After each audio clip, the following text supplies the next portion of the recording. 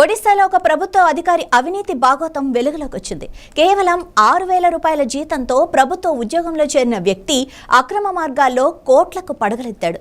కంధమాల్ జిల్లా బాలేగూడ ఐటీడీఏలో assistant executive ఇంజనీర్గా పనిచేస్తున్న వైకుంఠనాథ్ బెహ్రా ఇళ్లపై విజిలెన్స్ అధికారులు దాడులు నిర్వహించారు.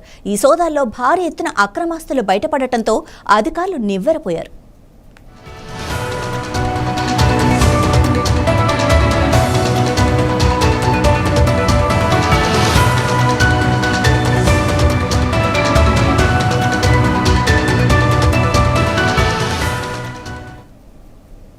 విజిలెన్స్ అధికారులు ఏకకాలంలో భువనేశ్వర్, బరిపడ, ధర్మశాల సహా 9 ప్రాంతాల్లో విస్తృత తనిఖీలు చేపట్టారు. ఈ సోదాల్లో భాగంగా తెరిచిన బ్యాంకు లాకర్ల నుంచి ఏకంగా 2,04,00,000 రూపాయలకు పైగా నగదును స్వాధీనం చేసుకున్నారు. దాదాపు 341 గ్రాముల బంగారు ఆభరణాలు, 45 లక్షల రూపాయల డిపాజిట్లను కూడా గుర్తించారు. ఇంతేకాకుండా భువనేశ్వర్లోని ఖరీదైన ప్రాంతాలతో పాటు ఇతర చోట్ల 5 బహుళ అంతస్తుల భవనాలు, 14 విలువైన ప్లాట్లు ఉన్నట్లు ఆధారాలు సేకరించారు.